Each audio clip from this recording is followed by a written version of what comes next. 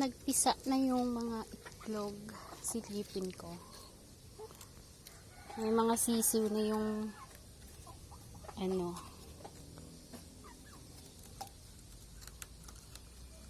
yung pugad. May naririnig akong sisiw.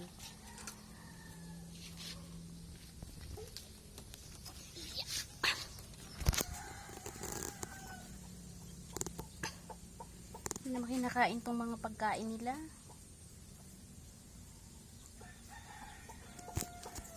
Walang bawas. Hello! Ilan yung sisiw mo? Wala, ayan ang mga sisiw, oh. Puro itim. Pwede na kayang pakawalan yan. Yan ang mga sisiw.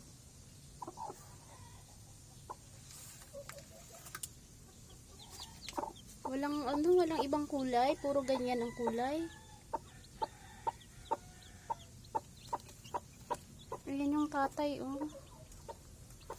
Tapos ito yung mga sisiw niya.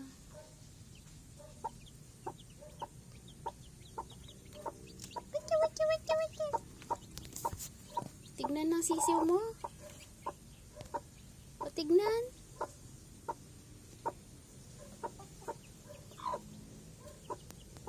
Huwag ka manok ka. Tignan ko lang yung mga sisiw mo.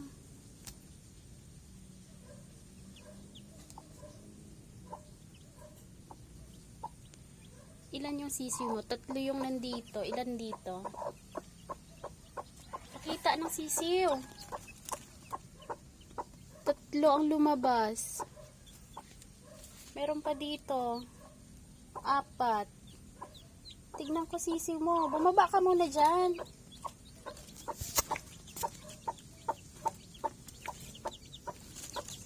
Baho. Siguro may bulok rin tong na to.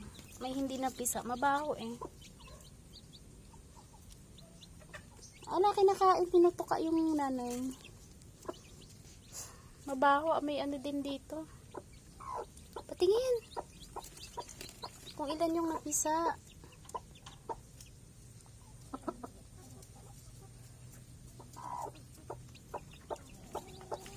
Ala. Ilan ang hindi napisa? Siguro yan yung mga basa. Yung mga nabasa ng ulan. Ilan yung sisiw? Mapipisa ba yan? Ilan yung sisiw? Oh, nagagalit. Ilan ba? 3, 4, 5. Parang 6. Baka yun yung nabasa sa ulan, hindi napisa. Mga nabasa sa ulan siguro yan. Yung malakas ang ulan na ampiyasan. Hindi na napisa. Siguro naging bugok na.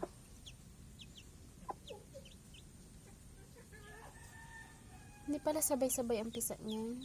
Pa isa-isa.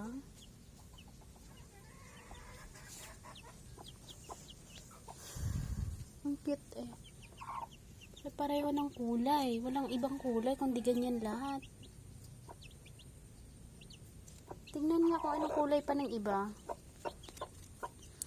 3, 4, 5, 6. Bali 6 yung nasa labas. Ilan kaya yung nandyan sa loob? Okay, pareho ng kulay. Ba't naman ganon? 6, tas pare-pareho ng kulay. Bugok siguro yung iba. Sayang 6. Sana mapisa pa yung iba. Tapos may naglimlim dito. Na may naglimlim ditong manok.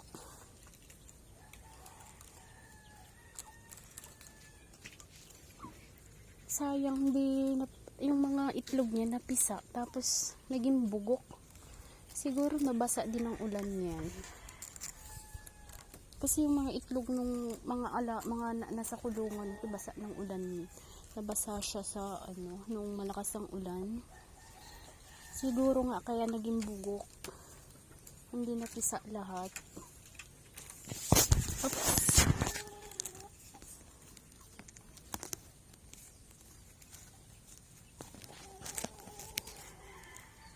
Ito yung manok na naglimlim dito. Tapos yung ano niya, mga itlog niya napisa din. Siguro bugok din to mga itlog niya. Ayan no. Napisa yung mga itlog niya.